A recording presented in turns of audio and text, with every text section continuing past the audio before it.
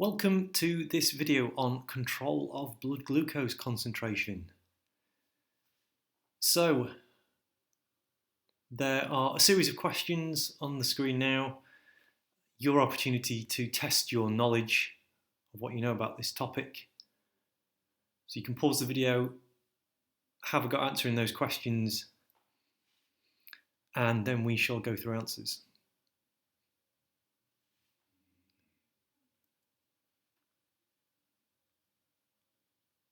So, question 1, the organs and glands involved in regulating blood glucose. So, start with the pancreas here, and you should have written this.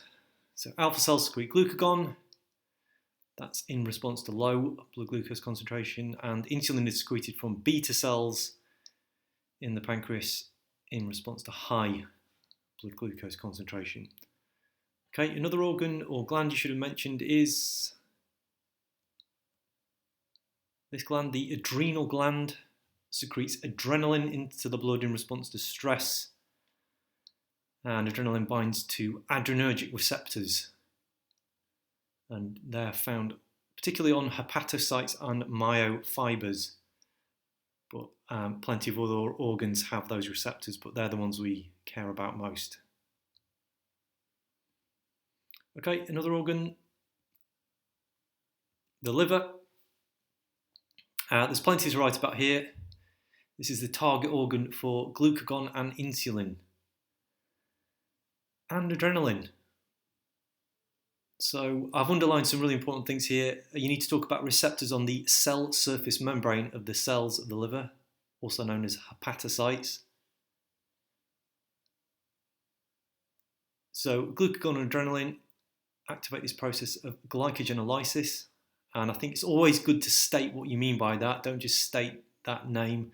Say that it's the breakdown of glycogen to glucose, or hydrolysis of glycosidic bonds in glycogen to release glucose. It's even more specific. And that process is gluconeogenesis. And again, state what you mean. That's the production of glucose from non-carbohydrate sources such as amino acids and glycerol. And that results in increased blood glucose concentration. And then insulin binds to its receptor and causes glycogenesis, which is synthesis of glycogen from glucose. And that uptake of glucose lowers the blood glucose concentration in use. Okay, and finally, the last organ you should have mentioned, skeletal muscle. And so again, both glucagon and insulin bind to their receptors on the cell surface membrane, as does adrenaline. Glucagon and adrenaline activating glycogenolysis. But that glucose, remember, isn't really released from the muscle. It stays as glucose phosphate, so it keeps that phosphate, and it can be used in respiration in the muscle. And insulin increases the permeability of the cell surface membrane, so that GLUT4 process we'll talk about later.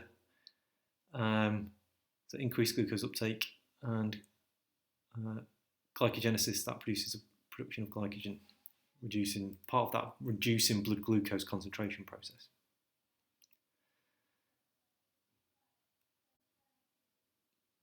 Okay, so question 3, you're asked to list these things about these hormones.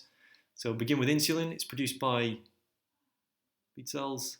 And remember, you must say beta cells. Don't make the mistake of writing B cells, which are obviously lymphocytes and related to the immune system. You must say beta cells.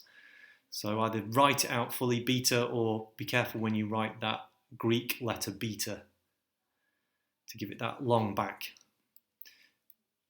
In response to high blood glucose concentration, that typically after a meal, after you've eaten and all that glucose goes into the blood. We know when you think about digestion and absorption, the process of how that happens.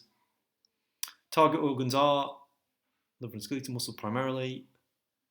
Insulin binds to the insulin receptor. Remember, that's a glycoprotein on the cell surface membrane.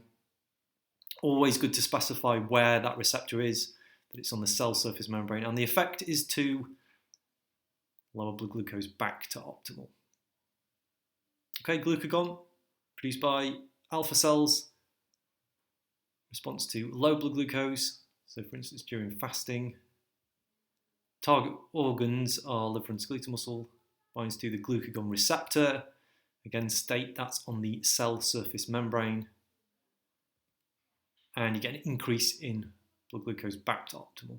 And finally, adrenaline, adrenal gland found on top of the kidneys, that gland, hence adrenal. Stress, target organs again the same, liver and skeletal muscle. It binds the adrenergic receptor on the cell surface membrane of cells, and it increases blood glucose primarily from the liver for that fight or flight response. So you've got blood glucose maintained or released into the blood for your brain to focus on that process of fight or flight, and for that glucose for your muscle to carry out respiration to generate ATP for the contraction to either run or fight.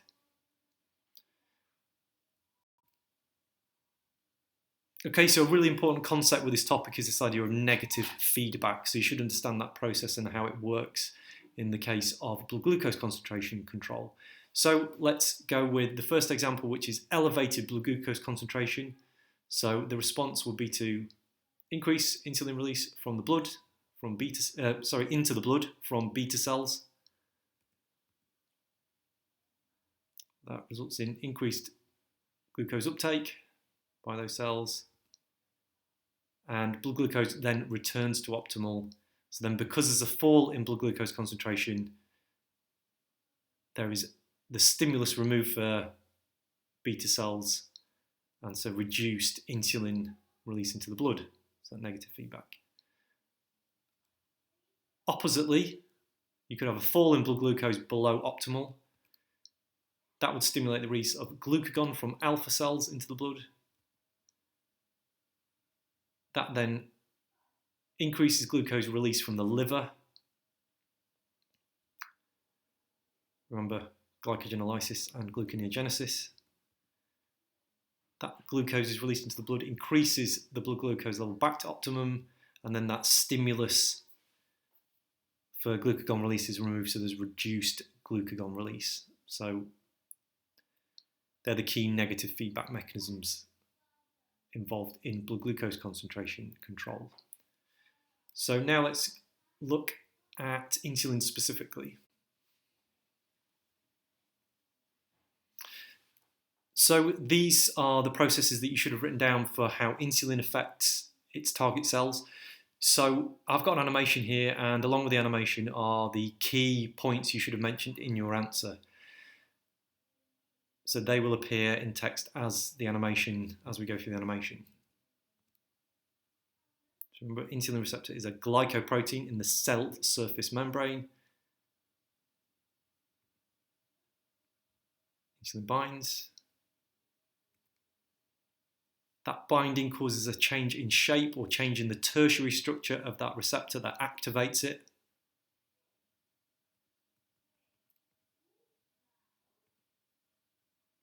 That activates a series of second messengers. Now, you don't need to know the names of these specific second messengers for insulin. Just say that second messengers are activated. I'm just showing you a few of those second messengers here just to give you an example. And then a consequence is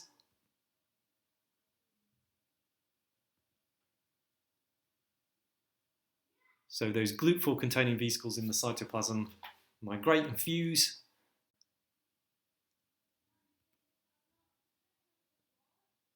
More GLUT4 in the membrane increases the permeability of the cell surface membrane to glucose.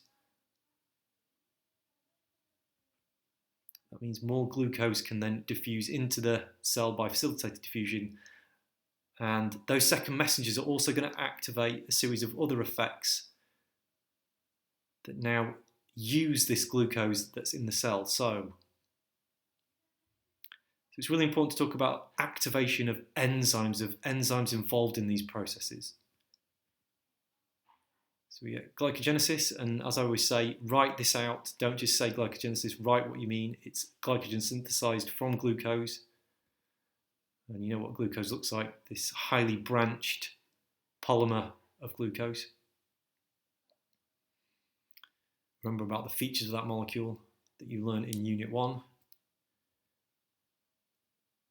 So again, enzymes activated for synthesis of lipids. So fatty acids synthesized from glucose. And finally, because we've got more glucose, we can carry out more respiration. And that means more ATP generated. Okay, so they're the main effects of insulin. Glucagon then. So glucagon, how does glucagon and adrenaline? Now, adrenaline actually works in the same way. Using a different receptor, it uses the adrenergic receptor, but it's the same principle here. So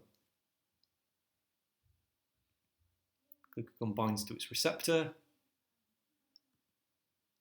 That receptor changes shape, or is activated, changes its tertiary structure.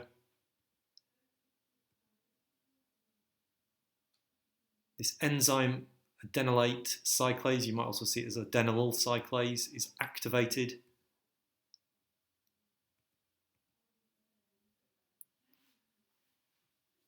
Because it's activated, ATP combined and adenylate cyclase converts ATP to cyclic AMP or cAMP. This is a second messenger.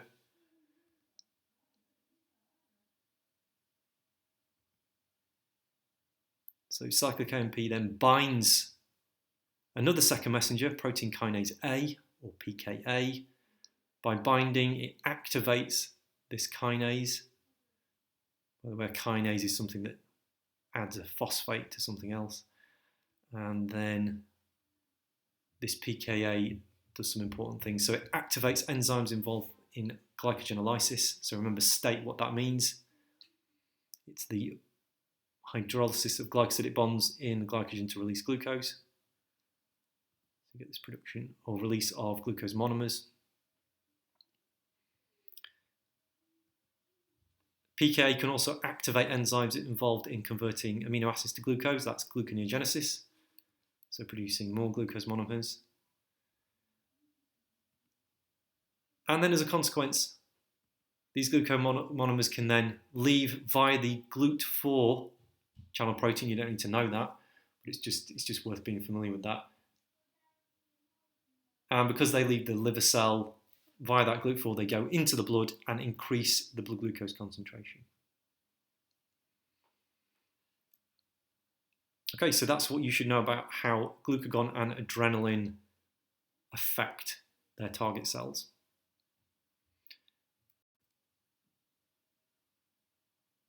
And so finally, diseases associated with control of blood glucose, so primarily diabetes, and this can broadly be divided into two types.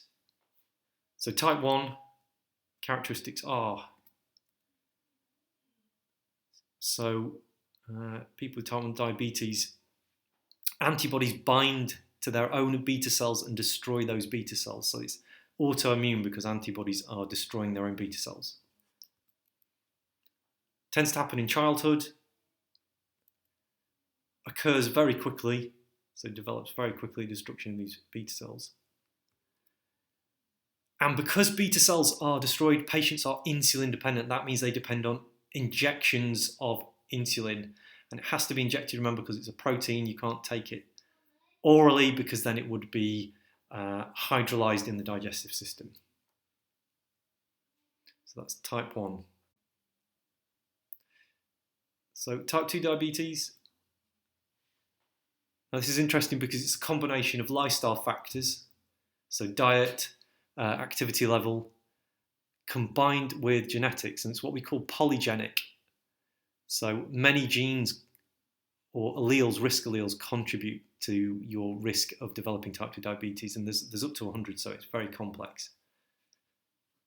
Understanding risk here. Being overweight or obese is one of the major risk factors. tends to occur in older age or middle age. Now, the main thing you need to know about this is that it's impaired function of the insulin receptor. That is the problem. So the people with type 2 diabetes, they still produce insulin. In fact, they may produce more insulin as their body is trying to make up for that impaired insulin receptor function. So they might have something called hyperinsulinemia. And so it's insulin independent. They do not need to take insulin because they still produce insulin. It's just the receptors on the liver cells and myofibers, muscle cells, doesn't respond as well to when insulin binds. And so the first thing that normally happens is that patients will be advised to lose weight or make lifestyle changes to try and increase their insulin sensitivity. And if that doesn't work, what normally happens is treatment includes giving drugs to these patients that either increase their insulin release from beta cells, so they produce more insulin, so there's more chance of activating the receptors that do work, or you can give inhibitors of gluconeogenesis, such as a drug called metformin, very commonly given. Patients often have a combination of both the insulin sensitizing drugs that increase that release of insulin from beta cells and also taking metformin as well. Okay, so that's a summary of what you need to know about blood glucose control. So test yourself as much as you need until you're getting all the questions right to strengthen your knowledge. There you go.